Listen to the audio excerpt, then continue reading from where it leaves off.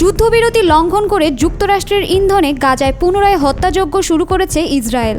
গত মঙ্গলবার বেনিয়ামিন নেতানিয়াহুর নির্দেশে গাজার দক্ষিণের খান ইউনিস, রাফা, উত্তরের গাজানগর এবং মধ্যাঞ্চলের দেইর আলবাদ সহ বিভিন্ন জায়গায় যুদ্ধবিমান ও ড্রোন থেকে হামলা চালিয়েছে ইসরায়েলি বাহিনী।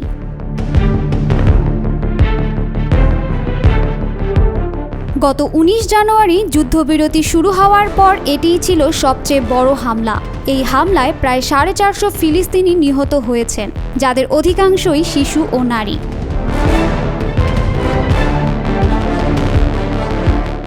গাজায় ইসরায়েলের এই বিমান হামলায় জাতিসংঘের একটি ভবনে একজন বিদেশি কর্মী নিহত ও 6 জন গুরুতর আহত হয়েছেন বলে জানিয়েছে গাজার স্বাস্থ্য মন্ত্রণালয়।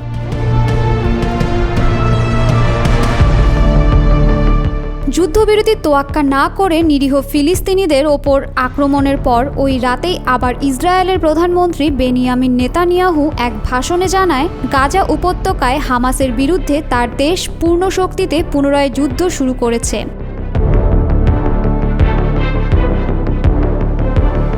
পুরো পৃথিবীকে তিনি হুঁশিয়ারি দিয়ে বলেন, আলোচনা কেবল আগুনের মধ্যেই চলবে এবং এটি কেবল শুরু।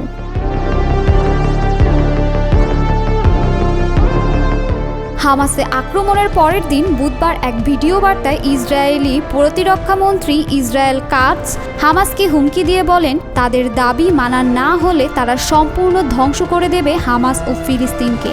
একে শেষ হুঁশিয়ারি হিসেবে আখ্যা দিয়ে তিনি বলেন, যদি কোনো দাবি মানা না হয় তবে ধ্বংসযোগ্যই হবে এর বিকল্প।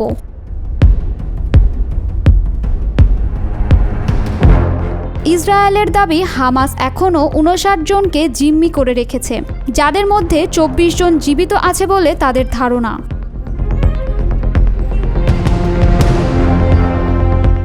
এর আগে যুদ্ধবিরতি নিয়ে আলোচনায় দুই দেশ একমতে পৌঁছতে ব্যর্থ হয়।